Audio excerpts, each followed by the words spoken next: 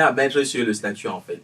Et lorsqu'on le met, honnêtement, ce qui nous tue, c'est que nous refusons de payer le prix d'avancée. Nous refusons de payer le prix. L'erreur a un coût. Quand tu commets une erreur, tu dois payer le prix. Maintenant, si le prix, c'est que les gens se moquent de toi, c'est que tu dois accepter de payer ce prix-là, en fait. Et toute l'inertie qu'on a autour de nous, c'est parce que les gens refusent totalement de payer ce qu'il y a à payer pour commettre des erreurs et pour pouvoir avancer. Moi, je pense qu'après, ça dépend. Mais c'est pas tout le monde qui a la capacité de... Dès qu'on t'appelle des gens pour t'exprimer sur ton sujet professionnel, la préparation s'arrête. Donc, tu te prépares pendant tout le temps que tu veux, sauf quand tu es déjà appelé. Ça, c'est un principe que j'ai en fait. Et c'est comme ça que je fonctionne en fait. Peu importe la complexité du sujet, dès qu'on me dit déjà que vous êtes sollicité ici pour échanger autour de ce sujet, je ne fais plus de recherche là-dessus. Je comprends juste comme ça et puis là-bas. Oui, mais parce que vous avez déjà une idée. Tu n'as pas une idée du monde pas. Si, mais parler devant la télé, c'est différent parce qu'il y a plusieurs personnes qui te voient. Tu dois être... Abraham, si c'était toi, tu allais passer. Pourquoi ça? Tu allais fuir. Mais vous vous dites que vous allez faire comment? Pour peut-être vous... Yvan et toi, si on te dit maintenant, viens, on parle à la télé pour que tu parles par rapport à un sujet qui concerne le mot de passe et tout ce qu'il y a autour, qu'est-ce que tu dirais? Je ne vais pas partir. Tu ne vas pas partir. Pourquoi? Parce que tu estimes que tu devrais être prêt. Un peu. Et qu'est-ce qui va te rendre prêt? Au moins 20 minutes de briefing là, rapidement pour savoir. Mais à la télé, on te briefe, on te donne un sujet. Oui, oui. Peut-être là, je peux arriver en me donnant 30 minutes plus déjà pour essayer de voir ce que je dois faire. Vite fait là, oui. C'est pas comme on fait là comme ça, tout de suite on me dit comme ça. Là, non, on fait pas comme ça. Le fait est qu'on t'appelle d'abord. On te dit par exemple que là nous sommes à 13h, on te dit qu'à 18h, il y a tel sujet qui est sur la table, à toi de voir. Et tu vois un peu. Par contre, Paola a refusé. Il lui a dit, prépare-toi dans une heure. Oui, tout à l'heure, c'est dans une heure. C'est pour une première fois.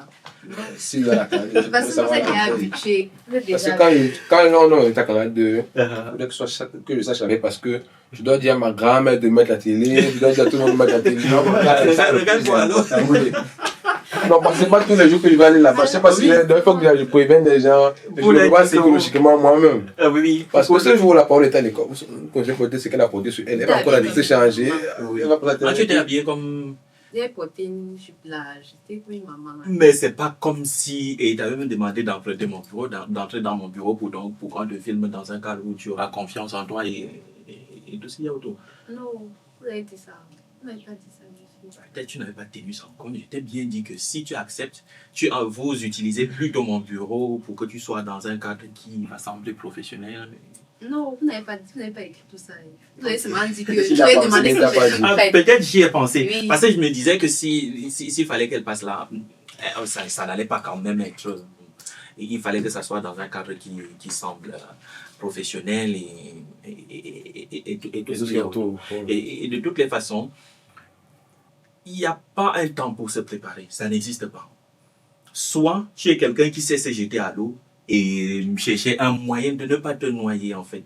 Je vais vous dire, la dernière fois, on était au salon Cyber Show et lorsque tu es devant, tu vois les personnes qui sont là devant toi. Surtout, tu penses à leur degré de maîtrise du sujet dont tu n'as pas droit à... Tu ne peux pas dire n'importe quoi et ça passe en fait. C'est un public avisé.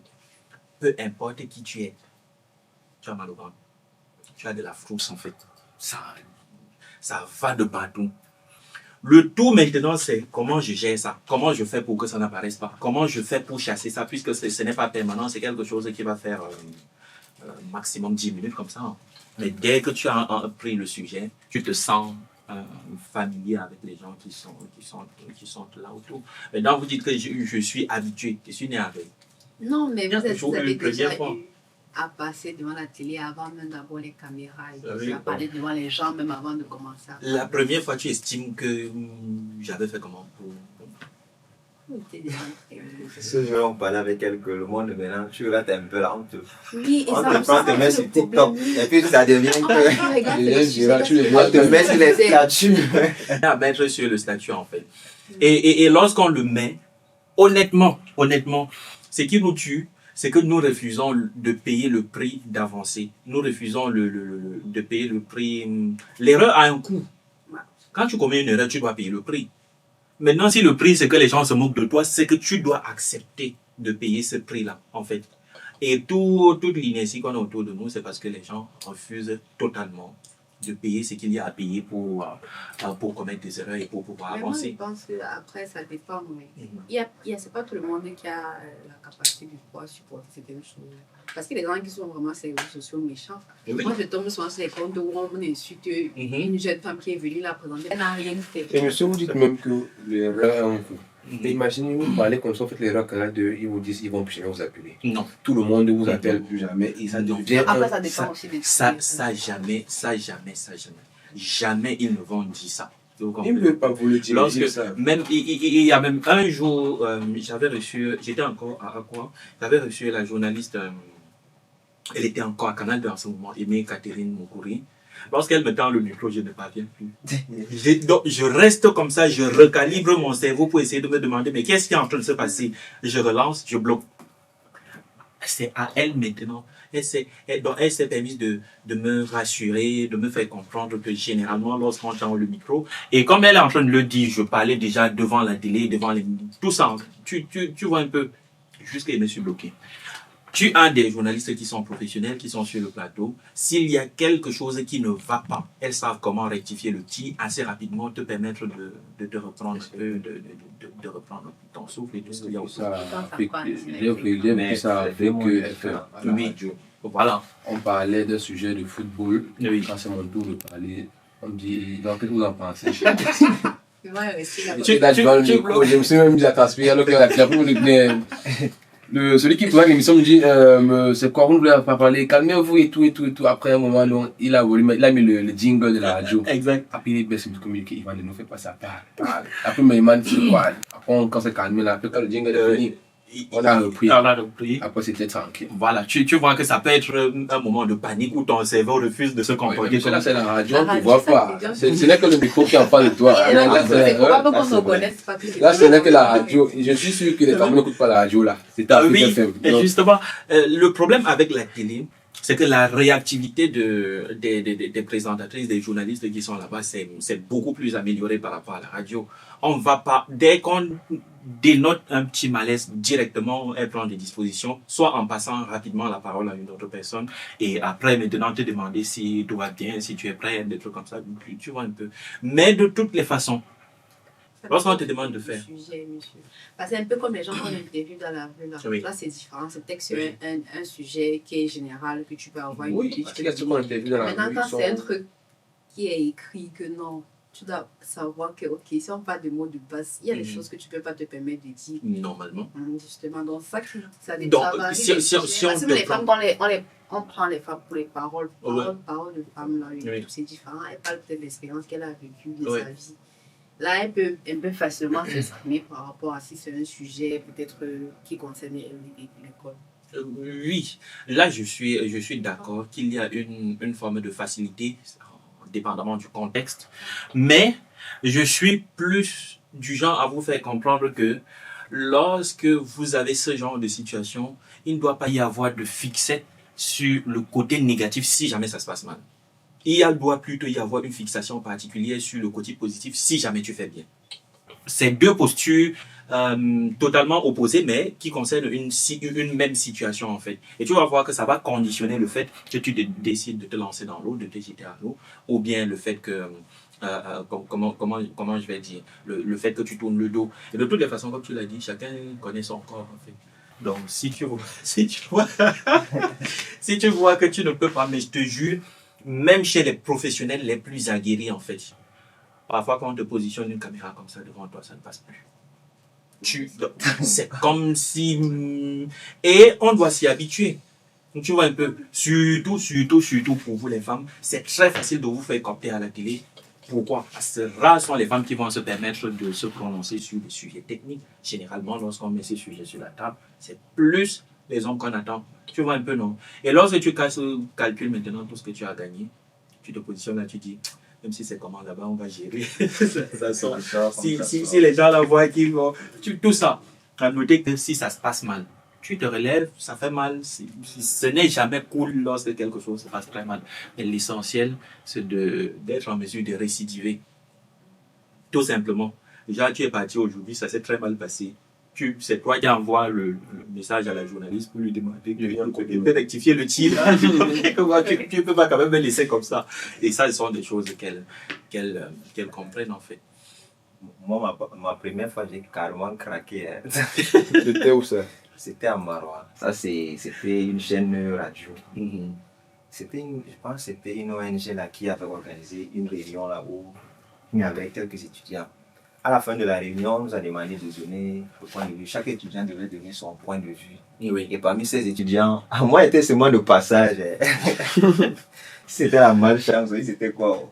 On a choisi une fille et un garçon. Et c'était moi, pas le garçon. On te demande de donner ton... Qu'est-ce que tu as retenu? Et comme moi, la réunion était un peu distraite. Oui. Mais j'ai d'abord commencé par présenter le nom et puis maintenant, dis alors le sujet. On a dit quelque chose. Mais... Tu as dit que les gens... Moi, la première fois que je suis tenue. Mais pour moi, je pense que c'est difficile seulement pour moi, si je maîtrise le sujet. Au début, ça serait peut-être difficile, mais après, depuis la mesure, on parle des questions et tout, je vais me sentir à l'aise. Oui, au départ, comme je l'ai dit, au départ, il y a toujours cette complication-là. Et c'est parfois même le fait que tu n'aies pas conscience que tu maîtrises le sujet, en fait. Et parce que si on te pose la question maintenant, comment est-ce que tu fais pour savoir si je connais un sujet? Tu vas dire que tu as appris, Non, ça ne marche pas comme ça. Tu ne maîtrises un sujet que lorsque tu es en mesure de t'exprimer librement, finement et sereinement autour de ce sujet-là et que ça coule en fait. Tu vois un peu. Maintenant, il y a des personnes qui ont cette aptitude à mieux expliquer que d'autres et tout ce qu'il y a autour. Mais de toutes les façons, communiquer, c'est quelque chose qui s'apprend. Il y a des personnes qui ont des facilités naturelles à s'exprimer. D'autres, comme nous, là, où on doit fournir beaucoup d'efforts, s'exercer beaucoup trop pour pouvoir être à point. Mais de toutes les façons, tout le monde, ça doit s'exprimer. Et lorsqu'il y a une occasion de se présenter devant les gens, sauter sur l'occasion. Quitte à être ridicule par la suite, en fait. Parce que l'attention, c'est quelque chose qui est difficilement accessible. C'est difficile de faire en sorte que les gens écoutent ce que tu es en train de dire et tout ce qu'il y a autour. Et lorsqu'il y a des occasions, il faut le faire. Lors du cyberjeu, il y a un petit qui m'a posé la question qui m'a fait rire, c'est comment est-ce qu'on fait pour être devant comme toi? Tout simplement. Je lui ai dit que le promoteur de cet événement m'a découvert sur TikTok, où justement j'étais en train de parler. Sans ça, on ne se serait jamais connu. Et lorsqu'il me découvre même sur TikTok, il a l'impression que je suis un petit créateur de contenu, des trucs comme ça. C'est quand il me lance un flyer que petit, il fait moi une publication sur le truc, et qu'il lui dit que, oh monsieur, calme-toi. Je fais une publication par rapport à quoi? À partir de cet instant, on commence à échanger. Et là, il comprend que, bon, c'est aussi quelqu'un qui a peut-être le même niveau que moi en termes d'influence autour du secteur et tout ce qu'il y a autour. Et c'est là qu'on a commencé à faire des choses ensemble et tout ce qu'il y a autour, en fait. Et il a fallu que je sois quelque part en train de parler, même si j'avais l'impression que je parlais seul, ou bien que les gens n'écoutaient pas. Mais de toutes les façons, il faut parler. Je ne parle pas, tu es mort. Il y a un professeur pour lycée qui disait que quand tu poses une question, tu dois parler, même si tu connais un sujet. On dit même quand tu composes. Même si tu ne connais rien de jamais, jamais ta feuille des gâteaux vite. Tu sais quelque chose. Avant, il est lancement, il créait plus les questions et puis ouais, moi, les camarades, quand on compose, les profs, ils ne connaissent rien, ils recoupent les questions, ils remettent sa feuille. Oh oui, c'est exactement ça. Le drame dans notre contexte, c'est que même les personnes qui doivent parler refusent de parler, en fait. Si, par exemple, tu dois demander à un professionnel d'échanger autour d'un sujet, surtout le sujet qui le concerne, et dès que tu lui fais comprendre qu'il y aura une caméra, il y a des gens qui ne sont vraiment pas confortables. Non, c'est aussi une question de culture. Ailleurs, par exemple, je prends le cas de la France, les ministres les députés, les sénateurs, ce sont des personnes qui n'hésitent pas à descendre, se mettre devant les caméras pour expliquer un certain nombre de choses, en fait. Des puissants chefs d'entreprise, en fait. Ils sont là. Par contre, ici, pour avoir un chef d'entreprise, il te faut l'écoute, le réseau. D'abord, il va même faire comment pour t'écouter. Il va dire que tu veux m'exposer pour qu'on... Voilà. Et pourtant, c'est à eux d'expliquer un certain nombre de sujets au public, aux enfants et tout ce qu'il y a autour. Ils sont mieux placés pour le faire, ils ne le font pas. Et c'est pour ça qu'on a des influenceurs qui, chacun se prononce comme il veut sur n'importe quel sujet. Et comme la nature